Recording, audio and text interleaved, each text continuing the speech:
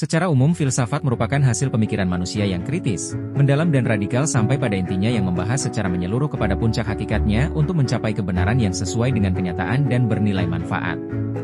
Secara praktis, filsafat berarti alam pikiran atau wilayah berpikir manusia. Sehingga berfilsafat dapat diartikan berpikir secara mendalam dengan sungguh-sungguh atau berpikir secara ilmiah sampai pada hakikatnya. Dalam kapasitasnya, Pancasila merupakan pandangan hidup, Weltanschauung, atau pendirian hidup bangsa Indonesia yang sekaligus pandangan dunia dan filsafat. Pancasila merupakan acuan intelektual kognitif bagi cara berpikir bangsa, yang dalam usaha keilmuan dapat terbangun ke dalam sistem filsafat yang kredibel.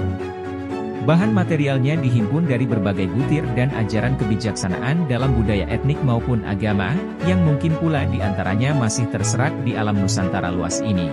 Dalam kapasitasnya sebagai pandangan dunia, Pancasila memerlukan sistematisasi tersendiri dari sudut filsafat yang sistematis.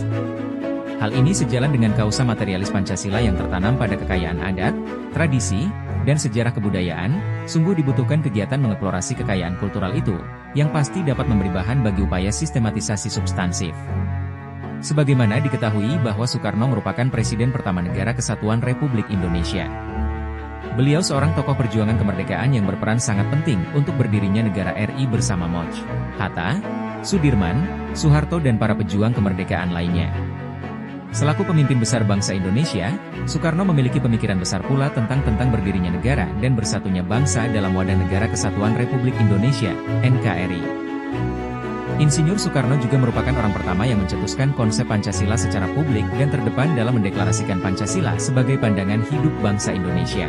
Selaku pencetus pertama, tentu beliau memiliki pemikiran mendalam dan luas tentang makna, tujuan maupun isi dari Pancasila yang berhasil disepakati bersama para pendiri bangsa ini. Nah, bagaimana buah pemikiran Soekarno tentang Pancasila? Dapat dipahami dalam butir-butir garis besar filosofisnya yang terangkum secara gamblang pada uraian di bawah ini. 1. Wawasan kebangsaan, yang teristimewa dalam penghususan sebagai filsafat persatuan.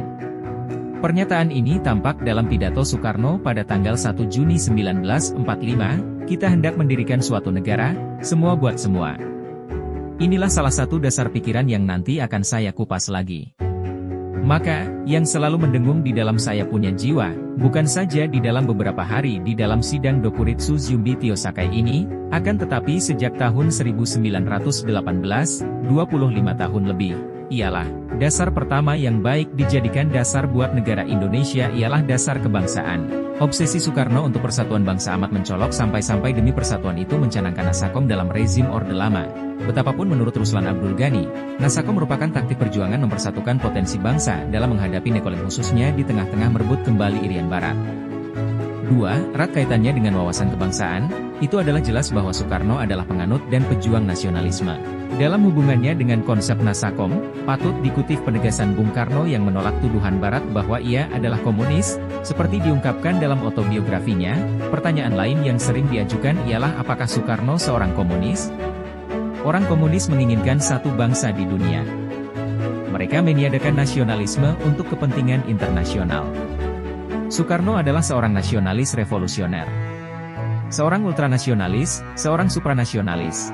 Filsafat nasionalisme Soekarno bukanlah chauvinisme, akan tetapi adalah nasionalisme yang lebar, nasionalisme yang timbul daripada pengetahuan atas susunan dunia dan riwayat nasionalisme yang menjalankan rasa hidupnya sebagai suatu bakti, yang memberi tempat cinta kepada lain-lain bangsa, nasionalisme yang membuat kita menjadi hidup dalam roh, Soekarno.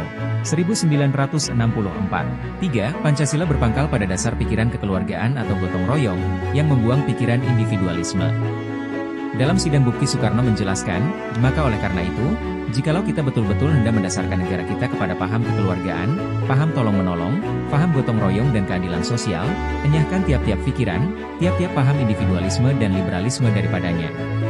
Sebelum dinyatakan oleh Soekarno bahwa, kita telah menentukan di dalam sidang yang pertama, bahwa kita menyetujui keadilan sosial dan preambule. Keadilan sosial inilah protes kita yang maha hebat kepada dasar individualisme. 4. Sosionasionalisme dan sosiodemokrasi. Kedua terminologi ciptaan Bung Karno ini patut memperoleh tempat khusus di dalam pemikiran Pancasila Bung Karno. Terlebih keduanya ada pengertian, Trisila-nya Bung Karno sebagai perasan dari Pancasila. Soekarno selanjutnya memadatkan lagi Trisila menjadi Ekasila, yakni gotong royong. 5. Sosionasionalisme adalah nasionalisme yang berperikemanusiaan, suatu, nasionalisme politik dan ekonomi, suatu nasionalisme yang bermaksud mencari kebersihan politik dan kebersihan ekonomi, kebersihan negeri, dan kebersihan rezeki. Sosiodemokrasi adalah bukan demokrasi ala revolusi Prancis, bukan revolusi ala Amerika, ala Inggris. Tetapi ia adalah demokrasi sejati yang mencari kebersihan politik dan kebersihan ekonomi. Sosiodemokrasi adalah demokrasi politik dan demokrasi ekonomi.